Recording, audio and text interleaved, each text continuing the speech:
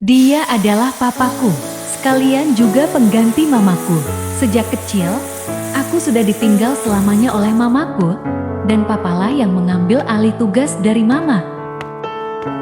Setelah pulang dari sekolah, di rumah, papa selalu siap dengan makanan yang dimasaknya untukku. Aku selalu nakal.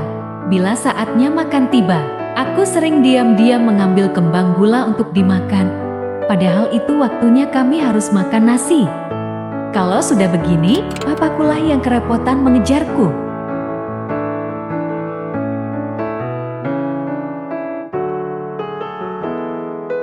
Setiap kali, papa selalu mengambilkan nasi buat aku, dan biasanya, kami makan dengan hati yang bersukacita. Setelah kami makan, seringkali kami bermain bersama, menonton televisi bersama, hingga waktunya belajar, papa selalu menemaniku.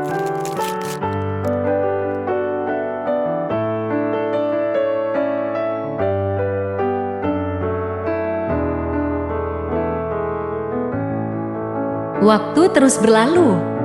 Tak terasa, aku sudah menyelesaikan pendidikan sarjanaku, dan kini aku sudah menjadi seorang perawat di sebuah rumah sakit, dan saat ini aku tinggal terpisah dengan papaku. Setiap hari tugasku mengurus administrasi pasien, memeriksa ketersediaan obat-obatan, serta melihat kondisi perkembangan pasien.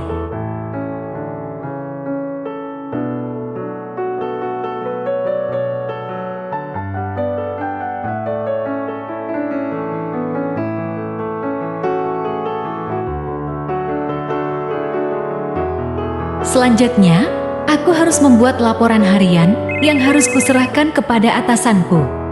Di hari itu, saat sedang menulis laporan, papaku menelpon aku dan meminta aku pulang ke rumahnya. Tapi saat itu, aku tidak mendapatkan jadwal untuk libur, jadi aku tidak bisa pulang menjenguknya.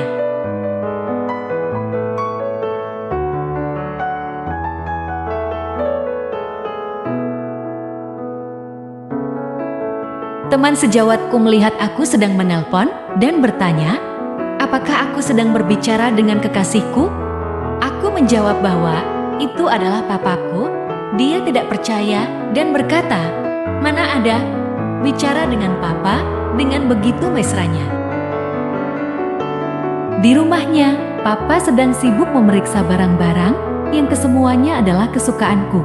Rupa-rupanya, papaku rindu padaku. Disebabkan karena aku tidak bisa mengunjunginya, maka papa berinisiatif datang ke tempat kerjaku.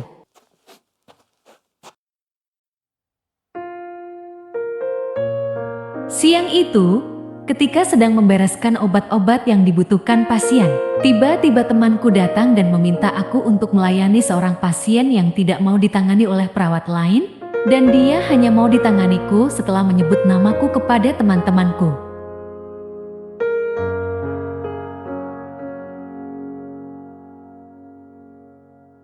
Aku sendiri juga merasa heran, mengapa ada pasien seperti ini, dan setelah melihatnya, ternyata itu adalah papaku yang dirawat. Papaku mengalami kecelakaan saat datang ke tempatku, dan kakinya harus diperban atas kecelakaan itu.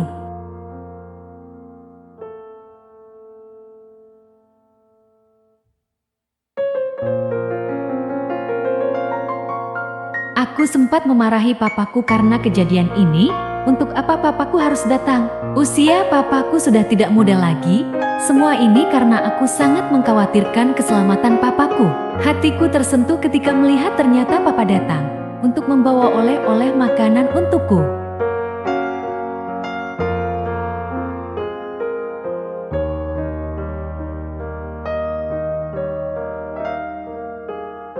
Awalnya aku berkata, papa tidak usah, begitu repotnya membawakan ini itu buatku, tapi papa bilang, itu semua adalah makanan yang aku suka sewaktu kecil dulu, dan papa memberiku sebuah kembang gula yang paling aku sukai pada saat aku masih kecil.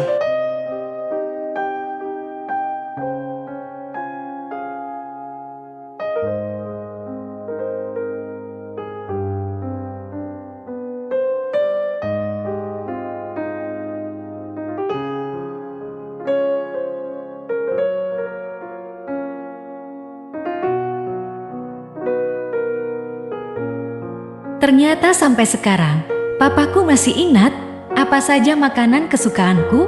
Aku tidak dapat berkata-kata lagi setelah menerima kembang gula itu. Di dalam benakku terpikir kembali saat-saat aku masih menjadi seorang gadis kecil.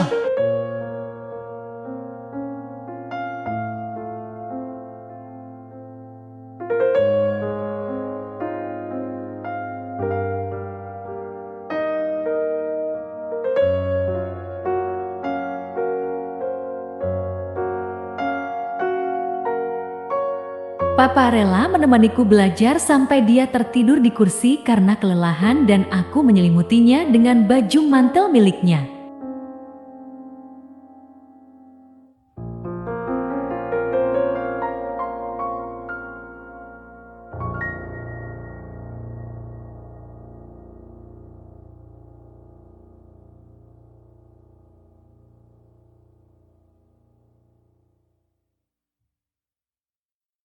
Di saat aku sakit, Papa menggandongku dan berlari untuk mencari dokter. Kasihan papaku yang sudah sangat banyak berkorban untukku.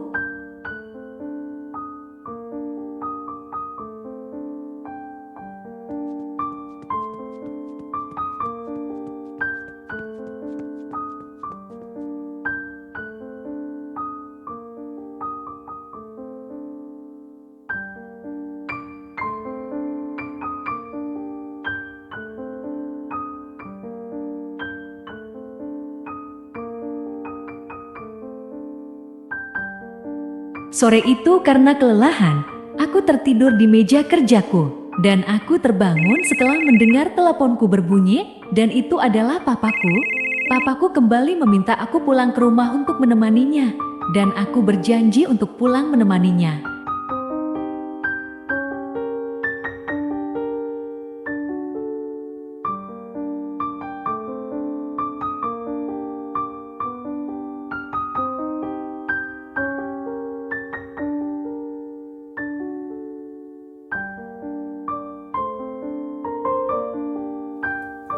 Hari itu merupakan hari yang istimewa buat kami berdua. Papa memasak berbagai macam masakan buat santapan hari ini.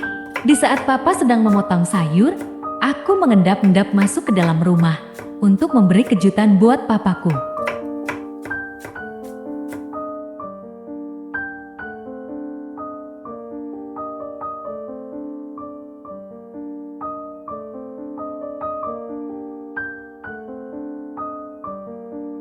Papa, aku sudah pulang.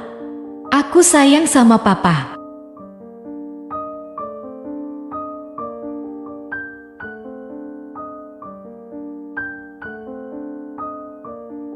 Terima kasih Papa, buat perjuanganmu. Terima kasih Papa, buat perhatianmu kepadaku. Tidak ada masa yang lebih indah dibandingkan ketika sedang bersama denganmu. Di saat kecil, Papa menjagaku. Saat ini, biarkanlah aku yang menjagamu Papa. I love you.